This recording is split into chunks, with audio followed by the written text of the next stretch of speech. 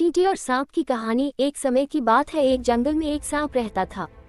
सांप जंगल के छोटे मोटे जानवरों जैसे चूहा, मेढक, छिपकली, गिलहरी, पक्षियों के अंडों को खाकर बहुत बड़ा और मोटा हो गया था।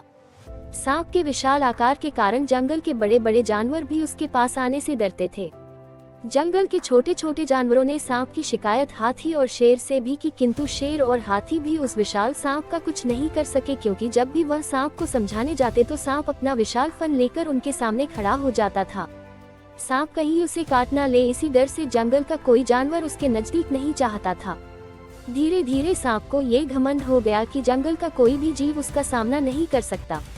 सांप ने सोचा कि जब जंगल का राजा शेर ही मुझसे डरता है तो क्यों ना मैं भी एक राजा की तरह किसी विशाल घर में रहूं। ये सोचकर सांप एक विशाल बरगद के पेड़ के बिल में रहने लगा।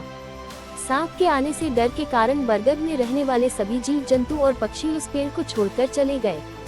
बरगद के पेड़ के पास ही चींटियों की बाम्बी थी।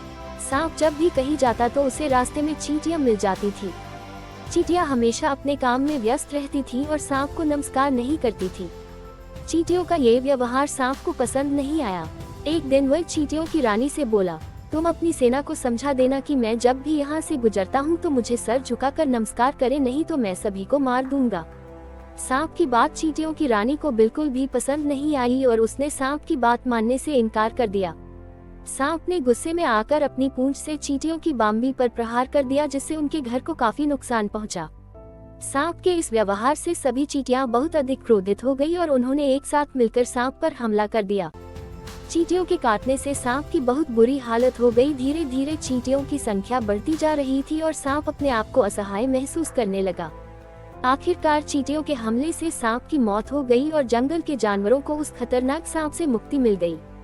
शिक्षा। इस कहानी से हमें शिक्षा मिलती है कि कभी भी किसी भी जीव को छोटा समझकर उस पर अत्याचार नहीं करना चाहिए।